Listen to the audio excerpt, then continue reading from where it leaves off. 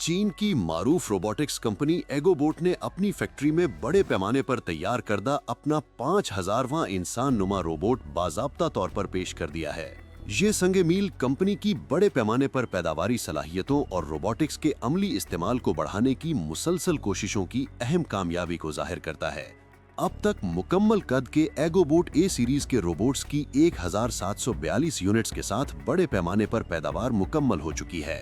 निस्फ कद के मुकम्मल ज़हीन और स्मार्ट रोबोट एगोबोट एक्स सीरीज की पैदावार 1846 यूनिट्स तक पहुंच चुकी है। मैन्युफैक्चरिंग, लॉजिस्टिक्स और खिदमात में पेचीदा कामों के हवाले से डिजाइन किए गए एगोबोट जी सीरीज के रोबोट्स की पैदावार 1412 यूनिट्स तक पहुंच गई है। 5000 यूनिट्स की बड़े पैमाने पर पैदावार इस बात की निशानदेही करती है कि कुछ मंजरनामे मुकम्मल तौर पर तैयार हो चुके हैं और बड़े पैमाने पर फराहमी की सलाहियत अब भी मौजूद है।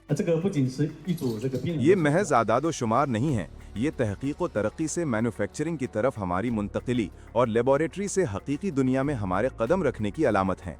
ये हकीकत के 5000 यूनिट्स फैक्ट्री की पैदावार लाइन से तैयार होकर निकल चुके हैं, बड़े पैमाने पर पैदावार के हमारे निज़ाम की इब्तदाई तस्दीक के मुतरादिफ है।